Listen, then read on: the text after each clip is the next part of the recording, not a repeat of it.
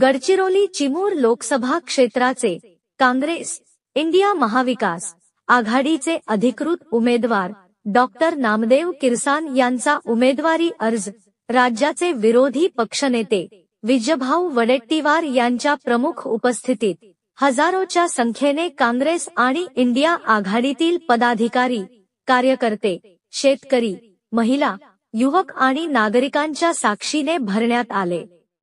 आज उमेदवारी अर्ज दाखल करण्याकरिता आलेला असंख्य जनसमुदाय हे येणाऱ्या काळात परिवर्तनाचे संकेत देत आहे। गडचिरोली प्रतिनिधी बाबू कुरेशी, न्यूज 24, आपकी आवाज।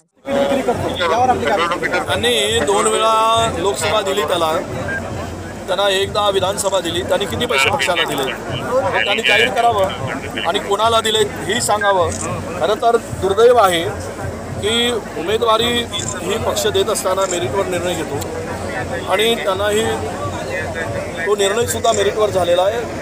नामदेवराव किरसान साहेबांना ज्यांना जर उमेदवारी मिळाली ती विजयाची क्षमता त्यांच्यात आहे, विजयाची निवडणूक जिंकण्याची जे सर्वे होता तो होता, लोकांची मागणी होती।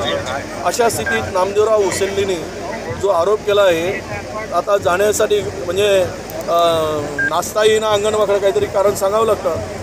त्यामध्ये बिचाऱ्यांनी नागपूरला इथेच होणार होता निर्णय, पण नागपूरला जाऊन त्यांच्या गाडीमध्ये काही खोके बिके भरले असावेत आणि म्हणून सांगितलं असावे की तुम्ही आता काँग्रेसच्या नेत्यावर आरोप करा। खोकेबाजावर विश्वास ठेवतील का लोक? बिना खोक्याने झालेलं काम नाही।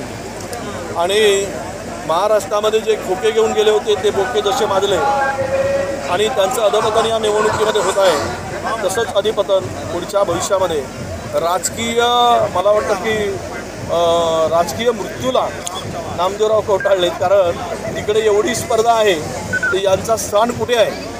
त्या घरामध्ये घर पहिलेच भरला आहे, दरवाजा लावून घेतला आहे। यांना दरवाजा ठोकायसाठी वॉचमन म्हणून उभं केलं आहे। हे ठोकत राहतील पण त्यांचा दरवाजा काही उघडणार नाही हा मला विश्वास आहे। पहिल्या फेजमध्ये काय स्थिती राहील? आम्ही 5ही ठिकाणी सक्षमतेनं लढतो। 5ही ठिकाणी काँग्रेस जिंकणार 100%, महाविकास आघाडी आणि इंडिया जिंकणार हा आम्हाला पूर्ण विश्वास आहे। लोकांमध्ये परिवर्तनाची लाट आहे। आजचा हा जनसमुदाय जो दिसतो आहे ती विजयाची नांदी आहे आणि आम्ही विजय संपादन केल्याशिवाय राहणार नाही हा जनतेने विश्वास आम्हाला दिलेला आहे।